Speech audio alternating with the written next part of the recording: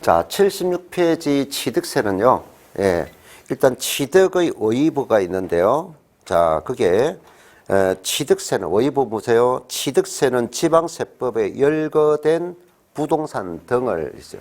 자, 한번 줄 거 볼까요? 열거되었다. 아까 내가 열거되었다는 것은 우리가 공법이기 때문에 법에 정해줬다. 이 말입니다.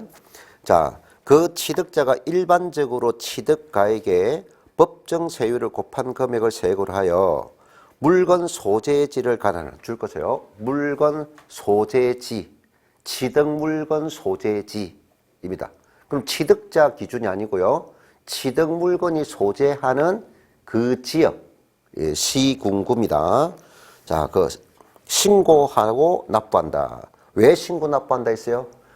취득 행위를 가세권자가 모르니까. 자, 됐습니다. 자, 2번 가죠. 77페이지 2번 특징이 있습니다.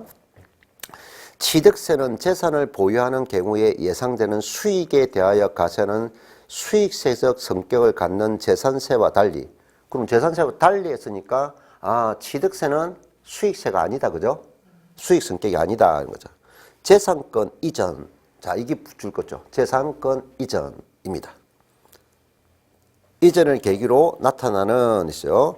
다음 세력을 포착하여 가세하는 유통세적 성격. 줄 거세요. 유통세. 예. 즉, 또 맨 뒤에 보면 취득 행위자에게 가세한 행위세 줄 거세요. 자, 됐습니다.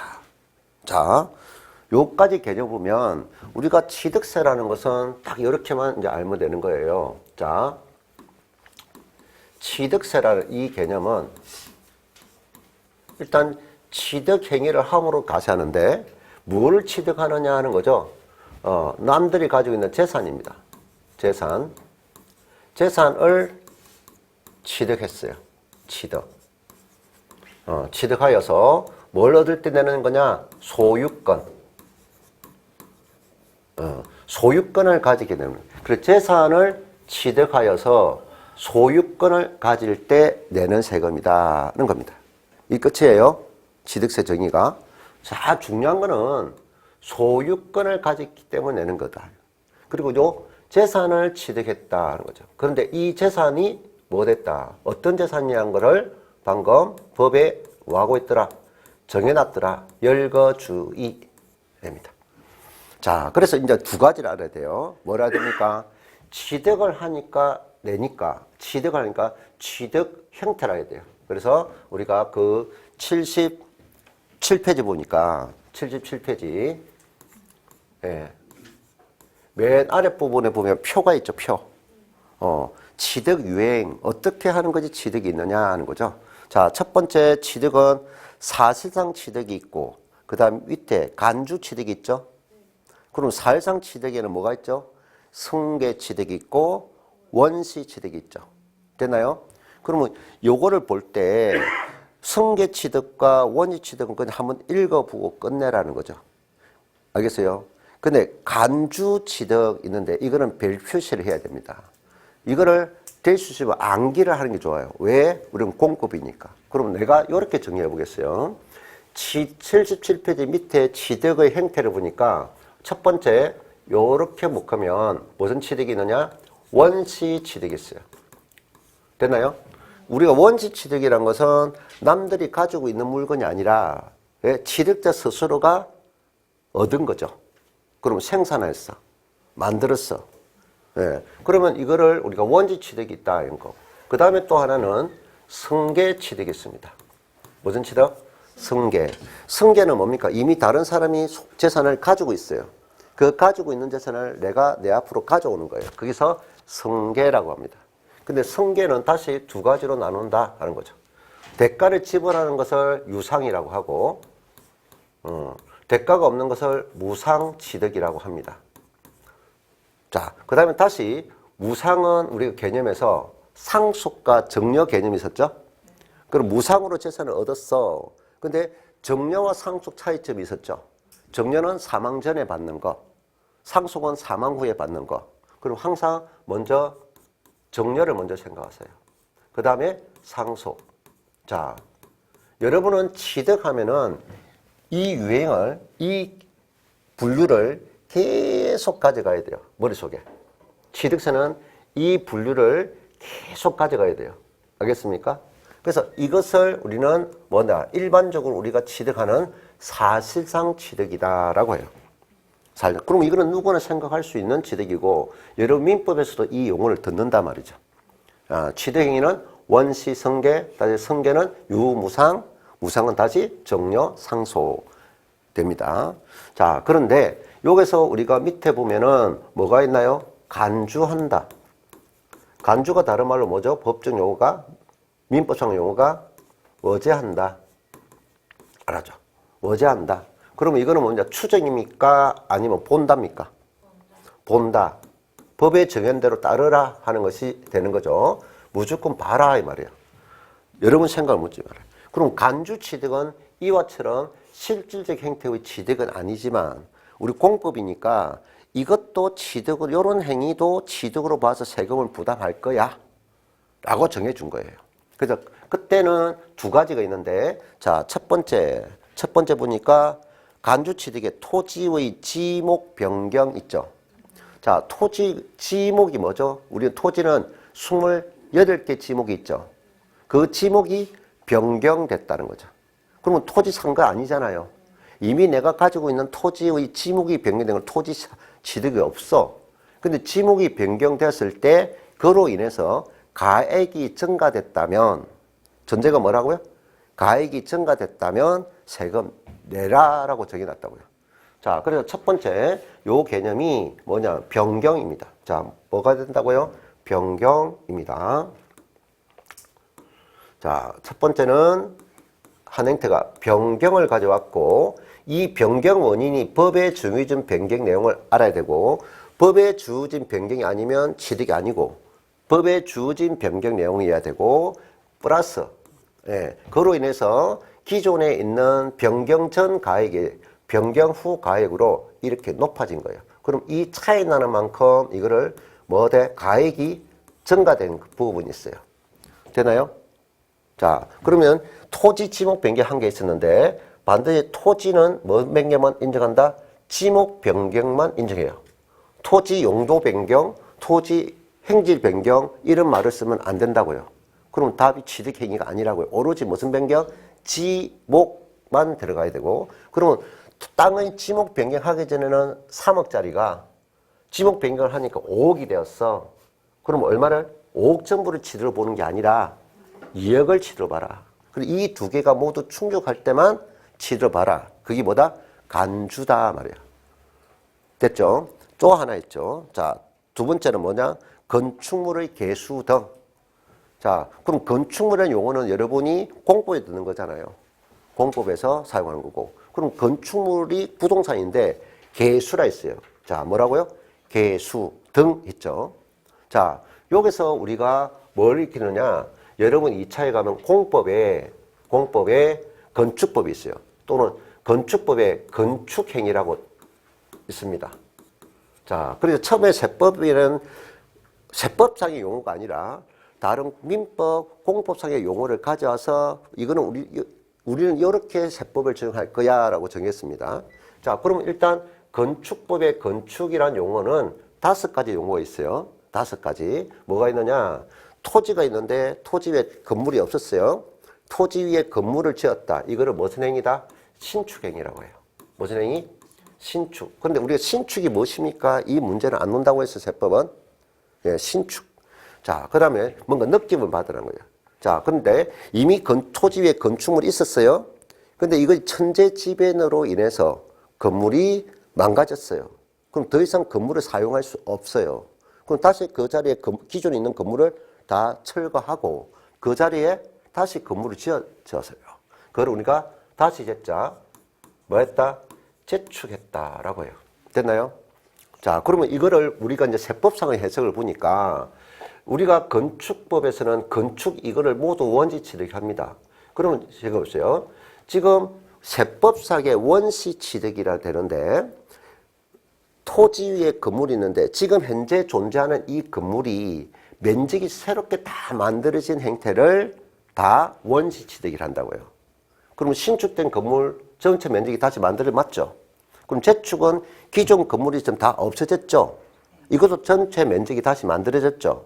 그래서 이거는 무슨 취득이다? 원시 취득이라 세법에 정해 이 말이야. 자, 그런데 정축이 있어요. 뭐가 있다고요? 정축. 자, 정축. 그 다음에 개축. 그 다음에 이전. 있어요.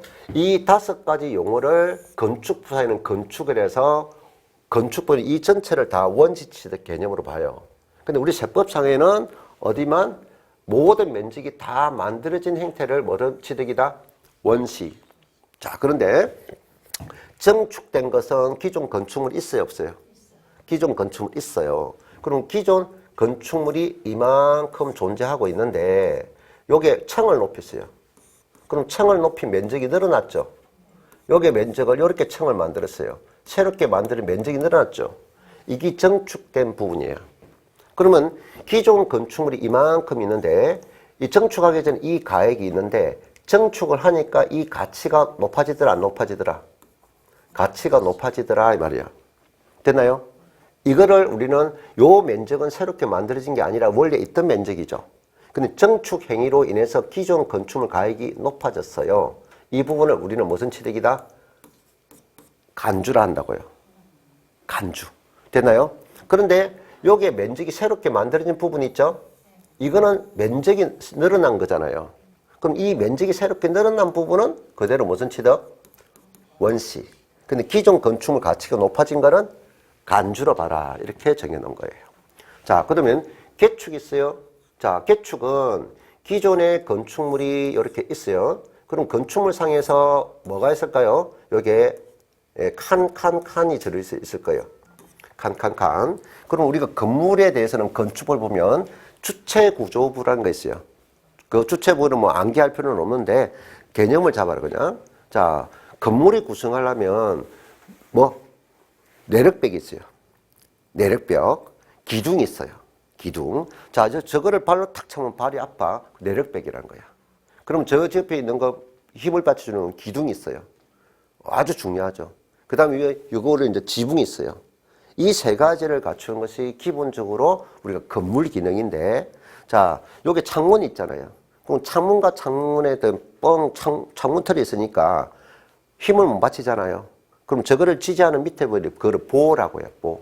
그래서 건물을 구성하는 주체 구조부가 있는데 그 주체 구조부의 세 가지 이상을 손을 댔어요. 손을 댔단 말이에요. 그거를 개축이라고 해요. 개축. 그 개념은 묻지 않는다 했어요. 그래서 개축을 했다. 그럼 개축하기 전에 이 건물 가액과 개축을 하니까 가치가 높아졌어요. 그럼 증가된 부분이 있겠죠. 이거를 뭐다? 간주란 말이에요. 됐나요? 그럼 개축하면서 면적을 일부 놀린 부분이 있어요. 그럼 면적이 늘어난 부분은 무조건 뭐든 취득? 원시. 없던 부분이 만들어졌으니까. 자, 우리가 이전이 있는데 이전이라는 것은 예전에는 이축이라 말을 썼어요. 양도소득세는 아직 이축이라 말을 쓰는데 이전이라는 것은 우리가 땅이 있으면 대지가 있으면 기존 건축물이 이쪽에 위치하고 있었어요. 그런데 요거를 전부 다 분해를 해가지고 요 장소를 동일 대지상에 위치를 옮기는 거예요. 이걸 이전이라고 해요. 이전. 그러면 A 장소에서 B 장소로 건물을 가져왔으니까 A 장소에 있는 건물이 다 없어졌죠. 이거를 이렇게 옮겨왔으니까 새로운 건물 취득은 없단 말이야. 근데 이전을 하기 전 가액과 이전을 했을 때 가액을 보니까 가액이 높아졌어요. 알겠어요? 이거는 무슨 취득? 간주 취득. 이라 한다고요.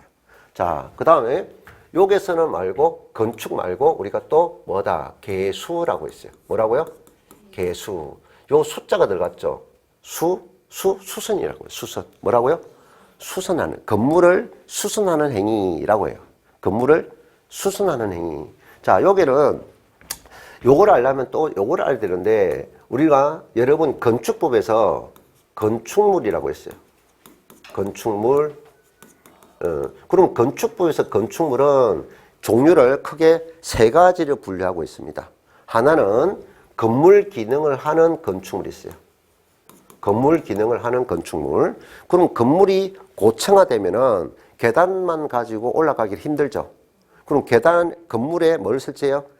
승강기, 엘리베이터를 설치해 주죠. 그럼 엘리베이터를 부착해서 건물과 붙어 있죠. 그럼 건물 용도를 효율성을 도와주죠. 그래서 건물이 있는데 그 건물에 딸린 시설물이 있어요. 거기에는 종류를 많죠. 뭐 대표적인 게 승강기고 그 외에도 난방용 보일러, 중앙조수 에어컨 등등등등 있어요. 이런 종류를 암기하려고 나중에 한번 읽어보면 됩니다.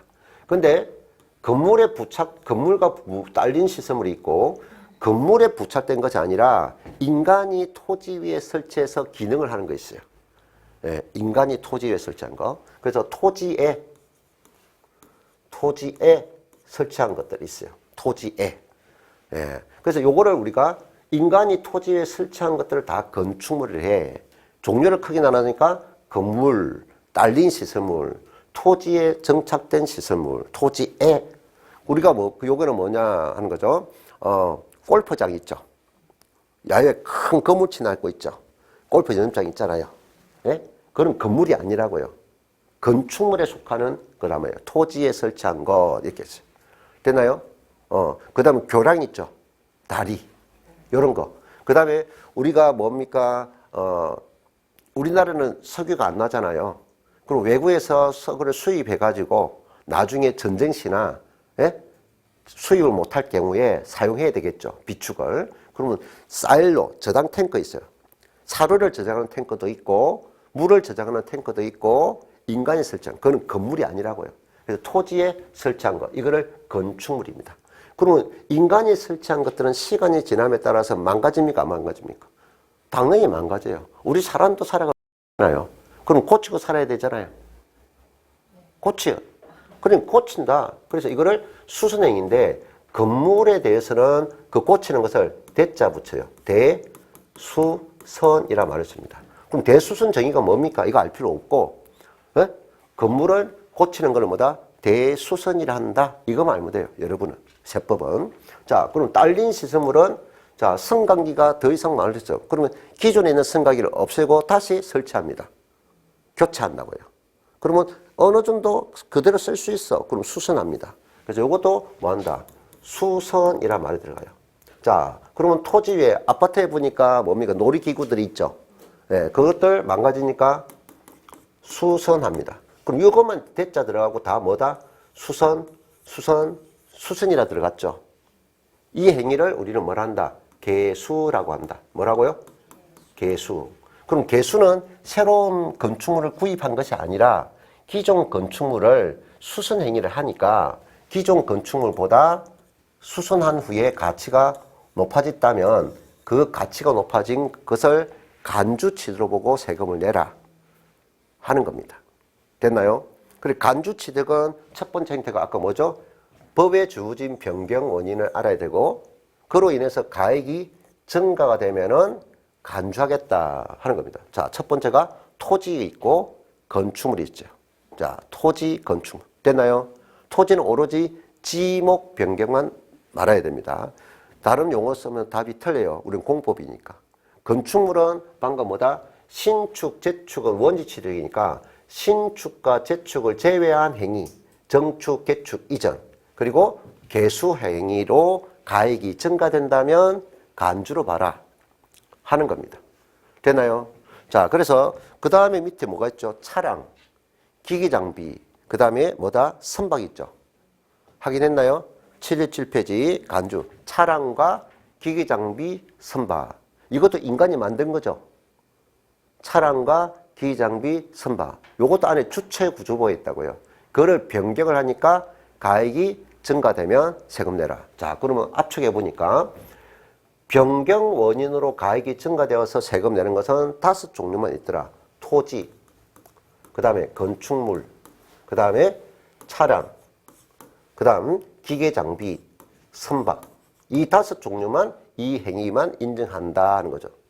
요게 항공기 없어요. 그래서 이런 것을 이제 계속 입력을 하는 거예요.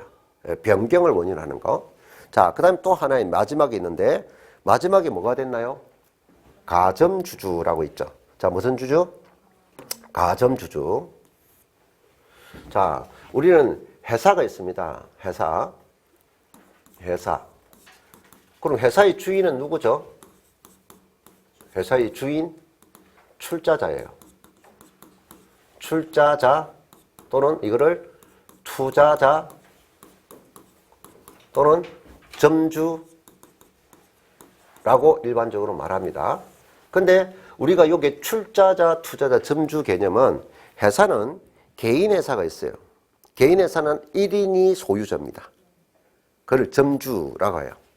한 사람이 투자한 회사를 개인 회사예요.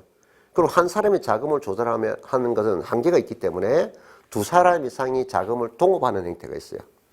여러 사람이 동업하는 것. 그러면 그것을 우리가 뭘까요? 할 때 한 명 회사가 있고 합자 회사가 있어요. 예, 이 뜻을 묻지 않는다. 지금 내가 말한 거를 이해를 돕게 하는 거. 자, 그럼 한 명 회사는 두 사람 이상의 무한 책임 사원이 출자하는 거고 합자 회사는 1인 이상의 무한과 1인 이상의 유한 책임 사원이 출자하는 거예요. 여기 무한이다, 유한이라는 것은 그 말이 뭐냐? 무한이라는 것은 책임을 한계가 없다 하는 거죠. 알겠어요? 그러면 회사가 운영하다가 회사가 잘 안 됐어요. 그럼 회사가 가지고 있는 재산을 빚을 갚고도 빚이 남았어요. 그거를 갚아야 될 책임이 있는 사람을 무한 책임 사원이라고 해요. 근데 유한 책임 사원이라는 것은 출자자가 본인이 출자한 금액까지만 책임이 진다 해서 한계가 있다 해서 유한 책임 사원이라고 해요. 자, 그러면 여기서 무한 책임 사원은 끝까지 책임을 지니까 갱년권을 가질 수 있지만 유한 책임 사원은 갱년권을 가질 수 없어요. 그러니까 불만이 유한 책임사는 불만이 있으니까 모여가지고 인원 제한이 있습니다. 50명 이하 유한회사가 있어요. 유한회사.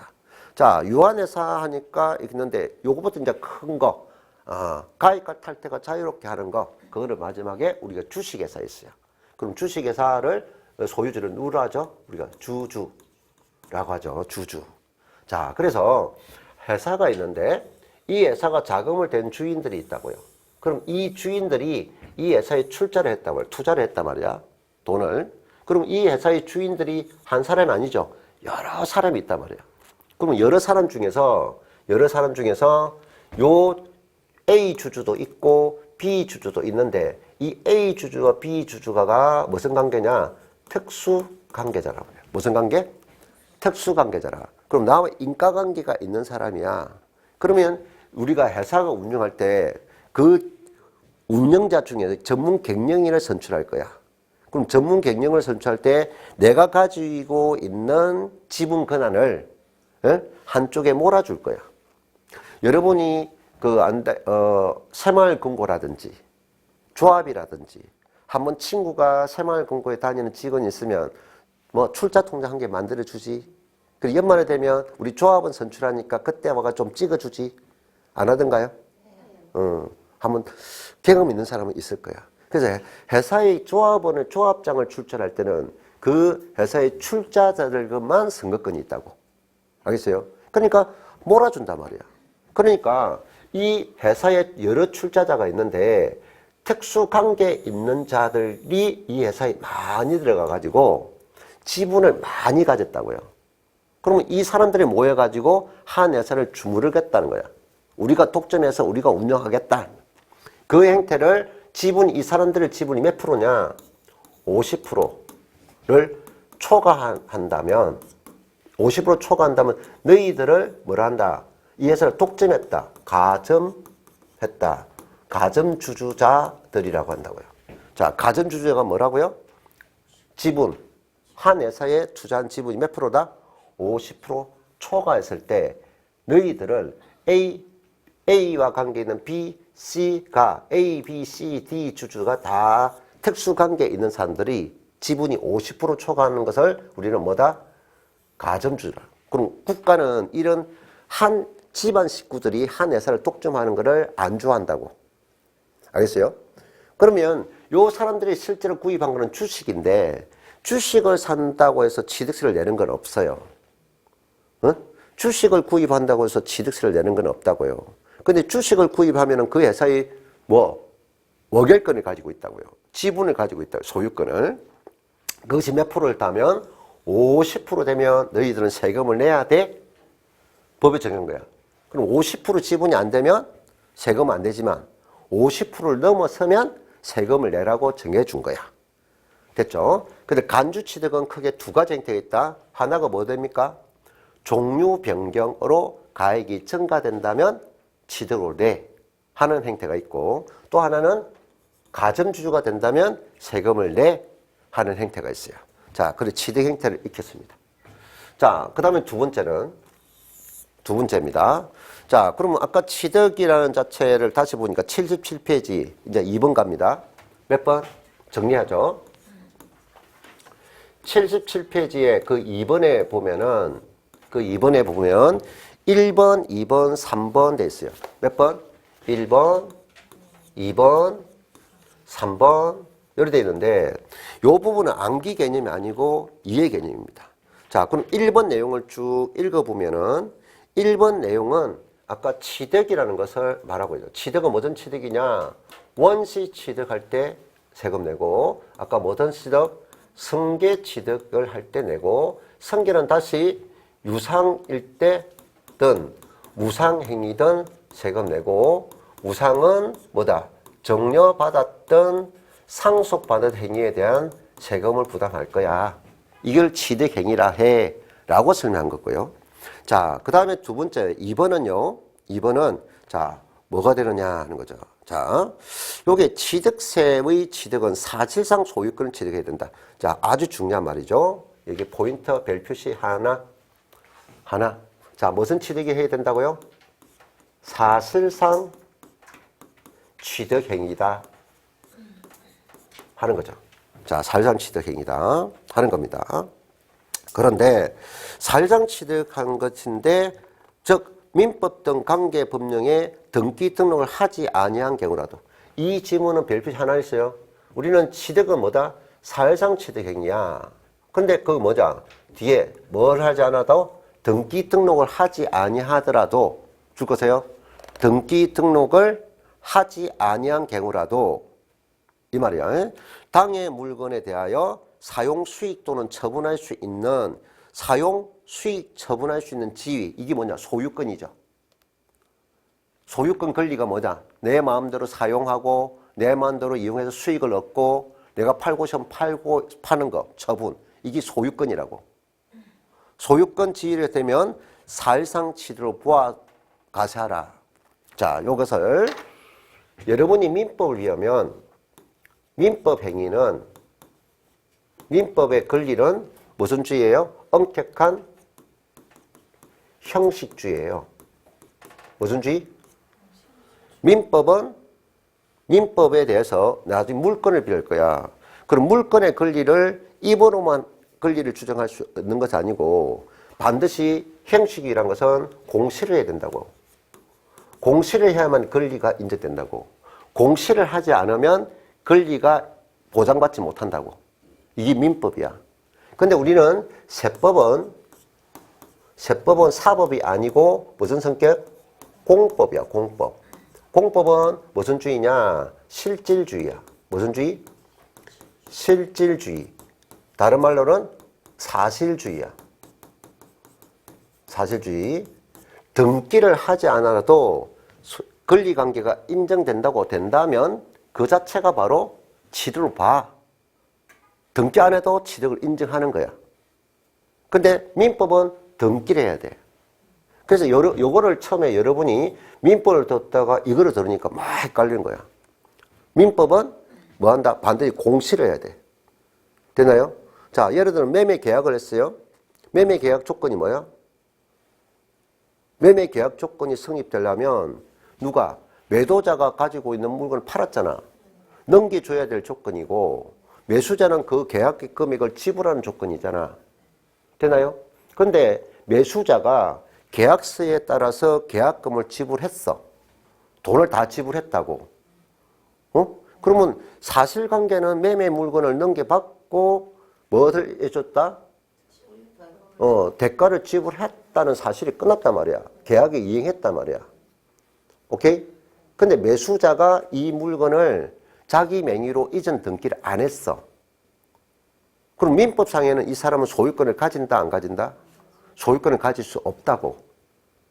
알겠어요? 근데 세법은 뭐냐? 계약서에 의해서 실제로 돈을 줬잖아. 돈을 줬단 말이야. 거래가 됐단 말이야. 그러다 세법상에 이걸 취득으로 본단 말이야. 예? 거래 계약에 의해서 성실히 이행했다면 그 자체로서 취득이 인정되는 거다 말이야. 세법은 실질주의라고요. 알겠어요? 근데 민법은 뭐 한다? 등기를 해야만이 권리가 인정되는 거다 말이야. 알겠죠? 우리 그래서 앞으로 세법상에는 계속 이 말이 나올 거야. 이 말이 나올 거야. 실질주의야, 사실주의야 하는 거야. 됐나요? 자, 됐습니다. 자, 그 다음에 3번 있어요. 원 3번은 사회상 취득 유예에는 해당하지는 않지만 있어요. 즉, 소유권의 이전 행위는 없다라고 했어요. 근데 지방세법의 선박, 차량, 기기장비 종류를 변경하여 토지의 지목을 사실상 변경해서 뭐 된다? 가액이 증가된 경우 또는 가점주 주식을 취득으로 본다. 맨 끝에 뭐냐? 취득으로 본다. 방금 열심히 설명했던 건 뭐냐? 이 3번은 법에 따르세요. 자, 이거를 계속 내가 말합니다. 사실 취득이다, 아니다. 사실 취득은 아니지만 법에 따르는 요건을 충족하면은 너도 뭐다?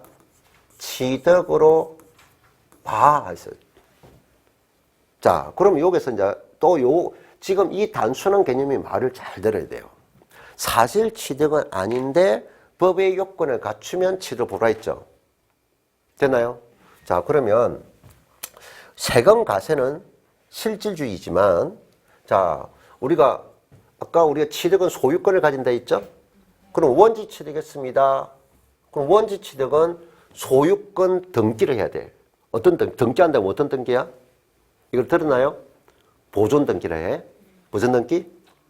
자, 원지 취득할 때는 소유권 등기는 무슨 등기? 처음으로 등기부가 만들어지는 것을 보존 등기. 자, 원지 취득은 무슨 등기? 보존 등기. 자, 그 다음에 승계죠. 승계는 다른 사람이 가지고 있는 물건이죠. 그럼 내가 가져왔죠. 내 앞으로 넘어오는 거야.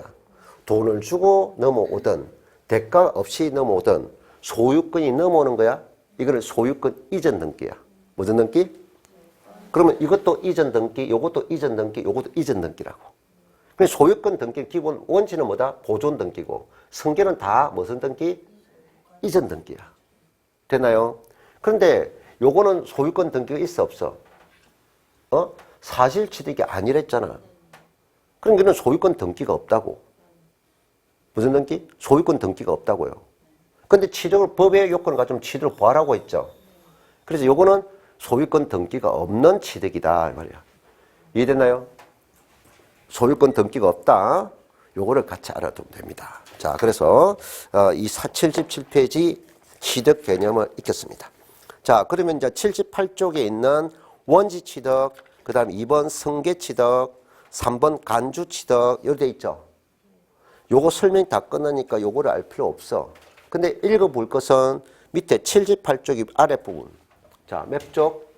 78쪽에 아래 몇 번 있어요? 가로 3번 있죠?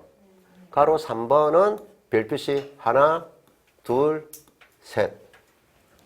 셋 해서 종류를 알아야 됩니다. 자, 그리고 79쪽에 가보면 유형 있죠? 자, 토지는 반드시 어떤 말을 쓴다? 지목 변경. 자, 차량 등 종류 변경. 그 다음 디귿, 건축법에 따른 개수. 그 다음 리얼, 가점주주 있습니다. 됐나요? 자, 그 다음 3번 있어요. 자, 78쪽에 밑에 보니까 3번 있어요. 3번. 예. 무슨 주주 돼 있어요? 가점주주 있어요. 가점주주. 자, 저 가점주주의 가로 1번 제도의 취지 및 의의가 있고 원 1번의 제도의 취지가 있는데 요것은 한번 참고로 읽어보면 됩니다. 참고로 읽어보면 요것 개념을 묻지 않아요. 자, 그런데 뒤에 가니까 80쪽이 있어요. 80쪽. 그 80쪽이 보니까 원 2번 있어요. 가점주주의 의 부분이 있죠. 자, 의 부분에 가점주의 의 부분에 원 2번에 기억이 있어요. 기억. 자, 뭐냐? 맨 앞에 누가 돼 있죠? 비상장법인. 자, 이것만 딱 적으면 돼요. 이것만 기억하면 됩니다. 비상장법인. 그럼 우리가 문제 낼 때 장난칩니다. 지금 우리가 간주로 취득하는 회사는, 이 간주로 취득 이 회사는 모든 회사를 말하는 게 아니다. 이 말이야. 상장법인 아니고 비상장법인에 대한 것만 간주로 본다. 어느 회사? 비상장법인. 그럼 상장법인이 뭐예요? 비상장법인이 뭐예요? 이거 시험에 안 나오나? 알겠어요? 그걸 간단히 이해하자면 우리가 주식회사라고 해서 다 상장되어 있는 게 아니야. 상장됐다는 것은 증권거래소에서 금융감독원이 인정해 주는 거야. 인정해가지고 증권거래소에 등록되어서 거래되는 종목. 이게 상장법인이야. 그럼 증권거래 등록되지 아니하고 바깥에 거래되는 종목을 비상장 주식이야. 상장된 주식의 주가가 비상장 주식 가치는 하늘과 땅 차이야. 엄청 차이가 난다고 그래. 예. 그래서 전부 다 상장하려고 엄청 노력한다고 그래. 그래서 요게 우리는 무슨 회사다? 비상장법인이다. 자, 그 다음에 자, 넘어가면은요. 그 다음에 니언이 있습니다. 니언에 보면은 아까 내가 설명할 때 가점주주라 했는데 가점주주는 한 사람을 말했습니까? 여러 사람을 말했습니까? 나와 특수관계 있는 자들. 그럼 한 사람이 아니죠. 여러 사람이에요. 그래서 니언에 보면 주주 또는 유한 책임사원 1명과 해당 주주 또는 유한 책임사원의 특수관계인 친족관계 등을 말했죠. 됐나요? 자, 그래서 요거를 이해를 하고 여기서는 포인트 이거 조심하라고요. 기억, 모든 법인이 아니다. 상장법인이 아니다. 비상장법인. 이거 기억하면 되고. 그러면 이것은 또 별표시. 안 기억할 건 이거야. 문장에 있어. 비상장법인의 지분을 몇 프로 가진 자를 말한다? 50% 초과인데, 그럼 아까 여기서 가점주주는 한 사람의 뜻이 아니라고요. 여러 사람이다. 근데 여러 사람이야? 그럼 뭐야? 우리가 앞에 오늘 또 복습했잖아요. 납세 의무자가 한 사람이 아니라고요. 그러면 하나의 세금에 대해서 여러 사람이 책임진다. 그리고 연대 납세의무가 있다. 뭐 가점주는 뭐든 납세의무 있다? 연대 납세의무가 있다. 요 두 가지만 알면 되겠습니다. 자, 그러면 가로 2번 성립 요건 있죠? 성립 요건 찾았나요? 자, 성립 요건은요. 자, 가로 2번 성립 요건 있어요. 예, 이거는 별표시 하나, 둘. 예. 자, 다시 반복합니다. 자, 거기에 1번에 보면 기억이 있고 니언이 있을 거예요. 그럼 방금 내가 설명했어요. 우리가 취득세의 간주 취득인 가점주주는 어느 회사를 말한다? 상장법인에 대한 것은 아니다 이 말이야. 어느 회사만 말한다? 비상장법인만 말해. 이거 또 한번 인지하라 말이죠. 그 다음에 2번. 자, 2번에 대해서는 기억 있고 니언 있죠. 기억 있고 니언 있습니다. 자, 그러면 여기서 뭐냐면은 기억과 니언적인 문제는 그 가점주주가 언제 되느냐 하죠. 여기는 뭐다? 설립시 있죠. 언제? 법인 설립시. 회사를 차릴 때 가점주가 됐어요. 그럼 회사를 차릴 때 가점주가 되는 것은 자, 우리 회사는 이런 회사를 설립하는데 투자회사요. 주주를 모집하는 거야. 그럼 주주로부터 자금을 받은 상태라고. 알겠어요? 그럼 자금은 돈을 받았는데 아직 회사 명의로 된 부동산도 없고 차량도 없어. 그럼 아까 가점주가 되면 가세를 해야 되는데 법인 설립 시에는 자금은 조달할 단계지, 예? 물건이 없다고요. 그래서 설립 시는 가세를 하지 마세요. 아주 많이 출제되는 거예요. 설립 시는 가세한다, 안 한다? 하지 마세요. 그리고 맨 끝에, 기억은 맨 끝에 뭐라고 말했나요? 취득으로 보지 아니한다. 밑줄 거라고요. 즉, 가세하지 않는다. 이거 밑줄 거면 돼요. 언제? 설립 시는. 설립 시 가준주는 가세하지 마세요. 라고 해놨습니다. 자, 그 다음, 니은은 설립 후입니다. 언제라고요? 네. 법인 설립 이후 가중주가 됐죠 하는 거죠. 됐나요? 예. 그러면 이때는 납세의무가 있다 없다? 가세한다 이 말이에요. 그래서 설립 시는 가세를 하지 않고 설립 이후는 가세한다 이 개념이라고요. 됐나요? 자, 그런데 여기서 우리가 설립 시, 설립 후 있는데 특히 설립 후에 가중됐다 하는 것이 있어요. 이때는 우리가 주식회사가 처음에 운영하는 자금이 필요해요. 그럼 주식회사는 아무 때나 주식이라는 증권을 무조건 인쇄해서 유통시킬 수 없어요. 회사를 설립할 때는 법원에 갑니다. 법원에 가가지고 우리는 이런 회사니까 주식을 발행할 수 있게 해주세요. 그리고 한 건당, 한 주당 가치를 정하고 있어요. 법원에 인가받아야 돼요. 그거를 가지고 이제 발행을 합니다. 주식을 발행해서 주주를 모집합니다. 그 자금을 가지고 운영할 거예요. 근데 회사 설립할 때 발행하는 주식은 법원에 인가를 받아가지고 온 주식이 예를 들어서 만주입니다. 이 만주를 다 발행해가지고 자금을 조달해버리면 나중에 회사 설립 후에 회사를 확장하다든지 자금이 더 많이 필요할 때는 새로운 자금을 다시 조달할 수 없어요. 그래서 우리는 상법, 특별법에 의해서 회사가 설립될 때는 전체 발행 주식 중에 4분의 1만 발행하세요 라고 돼 있다고요. 그럼 회사가 처음에 발행했죠. 4분의 1 주식만 발행하고 자금을 조달하고 운영했어요. 그럼 나중에 이제 자금이 필요해. 그때 이제 이거를 뭐라 하느냐. 새로운 주식, 신주를 발행하는 거야. 가지고 있는 주식, 남아있는 주식을 발행하는 거야. 그럼 새로운 주식을 발행해서 자금을 조달받는 거, 이거를 정자라고 합니다. 자, 뭐라고요? 정자한다. 자금을 조달하는 거. 자본금 늘리는 거. 그러면 정자의 반대를 감자라고 해요. 감자. 그러면 여기서 주의 주식이 늘어나는 행위가 감자로 인해서 주식이 늘어나는 행위는 인정하지 않고 정자로 인해서 가중주가 될 때만 인정한다는 거. 자, 정자입니다. 새로운 주식이 발행한 걸 샀을 때만 인정하고 주식을 소각할 때 일어나는 거는 안 된다 하는 겁니다. 감자가 아니고. 자, 그 다음 세 번째. 이걸 나중에 반복하면 이 내용들은 어렵지 않아요. 아주 쉬운 거. 지금 내가 하는 거 그것만 포인트 탁탁탁 찍으면 돼요. 자, 3번. 이제 우리 시험에 가장 많이 내는 문제가 3번입니다. 가로 3번. 자, 하나, 둘, 셋입니다. 자, 원 3번이, 가로 3번이 가세 범위라고 있죠. 자, 1번 있어요. 1번. 최초 가점주주 있죠. 최초가 뭘까요? 처음.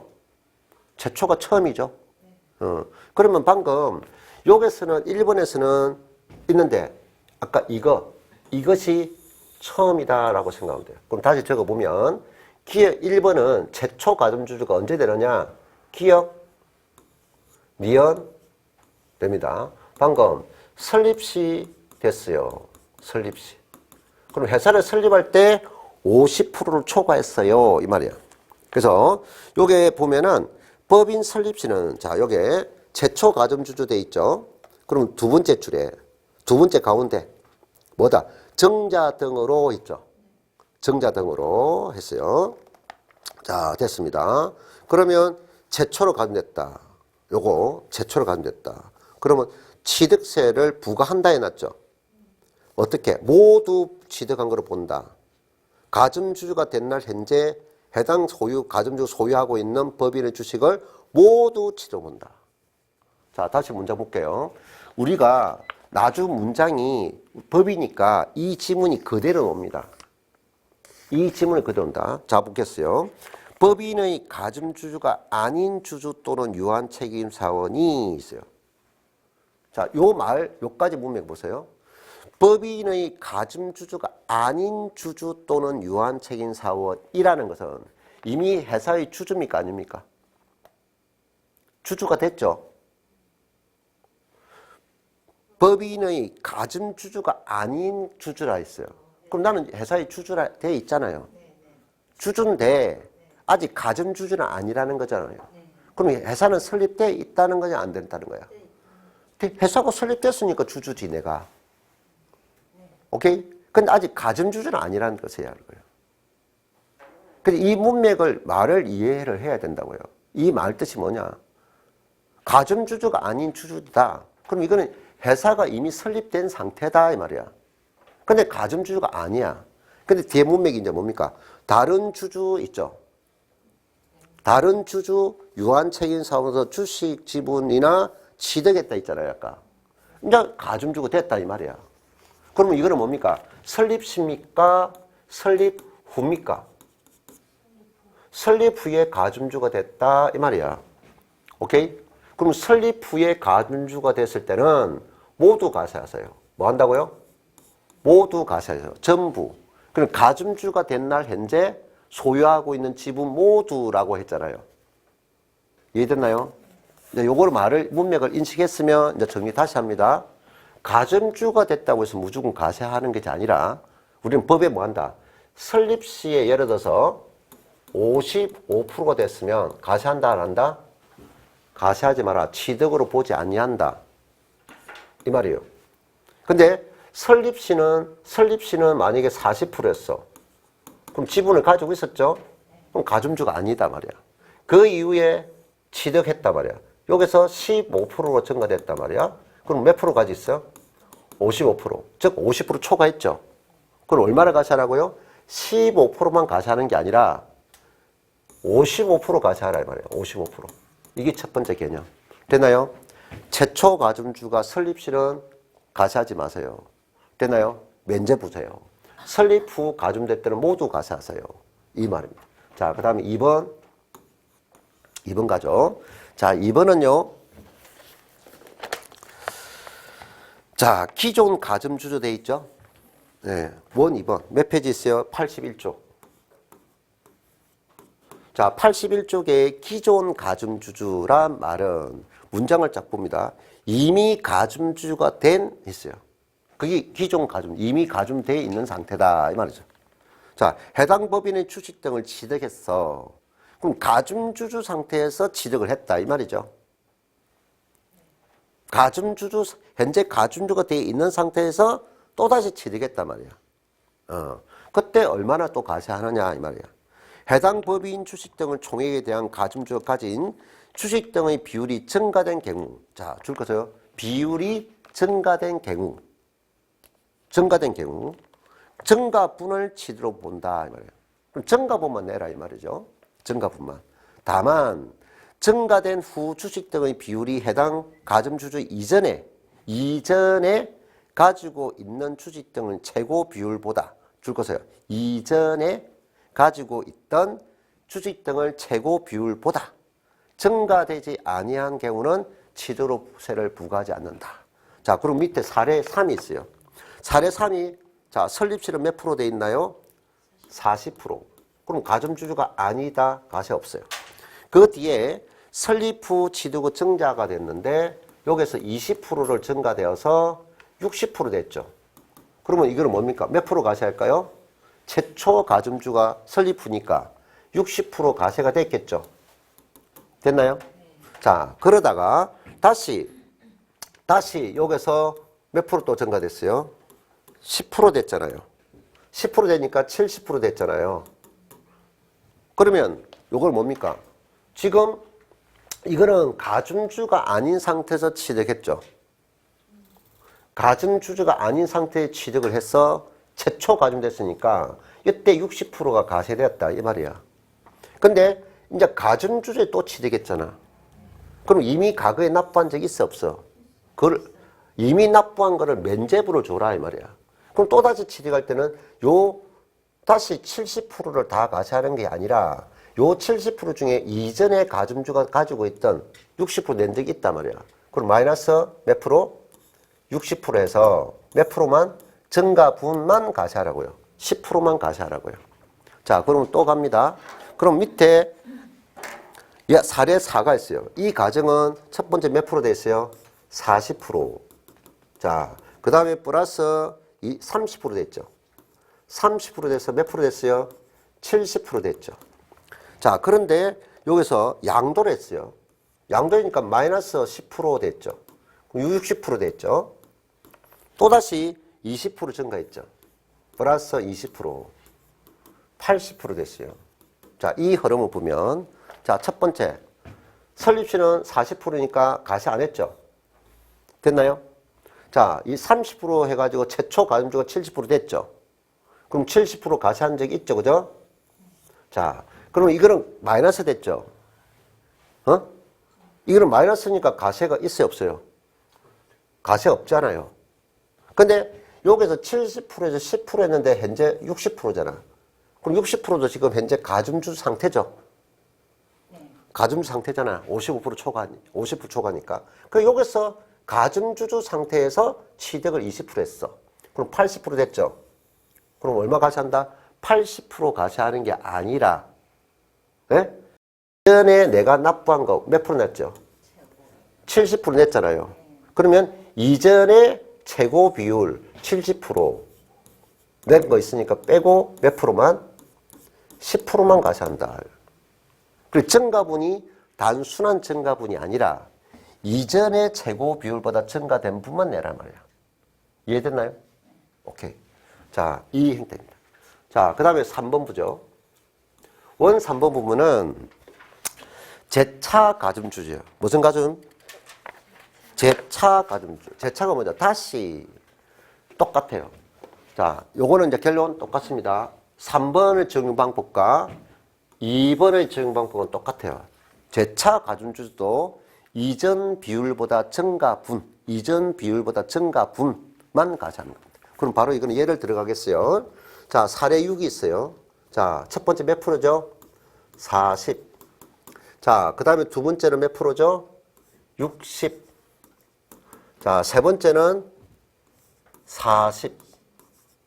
자, 그 다음에 마지막에 70. 자, 마지막에 70 됐을 때, 자, 보세요. 자, 이거는 뭐죠? X. 가세 없겠죠? 그럼 여기서 증가 20%로 해서 최초 가는 60% 됐죠? 그럼 60% 전부 가세했겠죠? 자, 그럼 여기 40% 된 거는 마이너스 20% 됐죠? 그럼 이거는 가점주가 아니잖아요.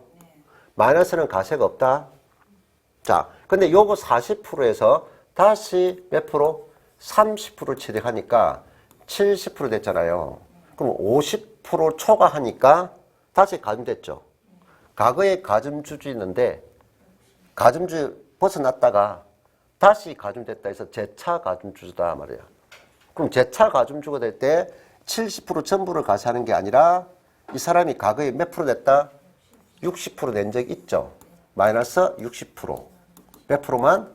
10%만 가세해요. 증가분만 가세하세요.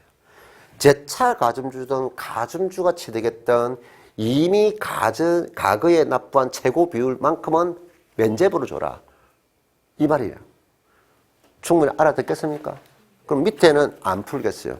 근데 이 내용이 생각외로 시험에 엄청 잘 논다는 거예요. 그래서 내가 별 표시 3개입니다. 그러면 밑에 이제 요게 83쪽에 있는 가로 4번이나 가로 5번은 뭐 그냥 읽어보고 끝나고 우리 시험은 방금 내가 별 표시했던 거, 체크했던 거 요거만 잘 보면 됩니다. 알겠죠? 그러면 어느 정도 여러분이 이해된다면 이거를 계속 볼 필요 없이 83쪽에 핵심 정리해놨죠. 그러면 핵심 정리 이것만 보면 이게 끝이라고요. 이해했다면 요것만 보면 끝난다고요. 이해됐나요? 자, 밑에 핵심 해가지고 밑에 또 있죠. 83쪽에. 자, 가점주의 간주치는 어느 회사만 말한다? 비상장법인 말한다. 상장법인 하면 안 되고 모든 법인도 안 된다. 핵심이라 했죠. 자, 가점주주는 아까 2번의 두 번째 줄의 끝에 몇 프로 초과라고 했어요? 100분의 50 초과.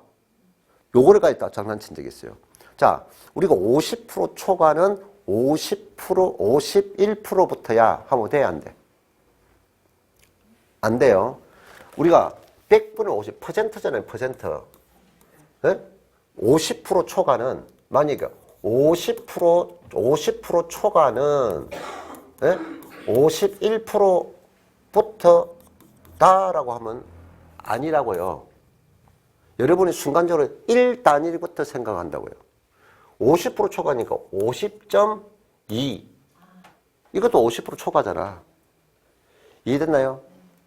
그럼 50% 초과가 51%부터가 아니라고요. 50% 이상부터다 하면 아니라고요. 이것도 한번 조심하고. 초과입니다. 이상 아니에요. 자, 그 다음에 여기서 3번은 유가증권 시장에 주식을 상장한 법인의 경우는 취득세를 가져야 한다. 이거 무슨 법이냐? 상장법인은 아니다 이 말이죠. 자, 그 다음에 무슨 4번은 뭐다? 연대 납세험을 지라. 왜? 가전주인은 한 사람이 아니라 여러 사람이니까. 자, 그리고 가점주주가 된 시점입니다. 자, 이렇게 해서 가점주주까지 해봤어요. 자, 그 다음 쉬었다가 84쪽에 가세대상입니다. 가세대상은 간단해요. 그런 시간이 지나면서 몇 번 불러주면 되는 거고, 방금 시간에 한 것은 머릿속에 뭘 잡아라? 취득 행태를 잡아라. 취득세는 취득을 하면 되니까. 그런 일반적인 취득은 다 머릿속에 생각할 수 있는데, 간주 취득은 우리가 생각하는 취득이 아니고 공법이죠. 간주 취득은 아닌데 법에 주은 요건이 충족하면 취득하니까 그거를 내 머릿속에 담으려고 노력을 많이 해야 된다고요. 간주 취득을. 뭘 공부 많이 하라고요? 간주 취득을. 공부를 많이 해야 된다. 알겠어요? 언제까지? 시험 칠 때까지. 계속 내가 또 리바이벌 해주죠. 그리고 이제 뭡니까? 여기 그 간주 취득 중에 하나가 잘 노는 행태가 뭐다? 가점주주. 요건. 납세 의무입니다. 자, 그 다음 시간에는 가세 대상 설명하겠습니다. 잠시 있다 보겠습니다. 예.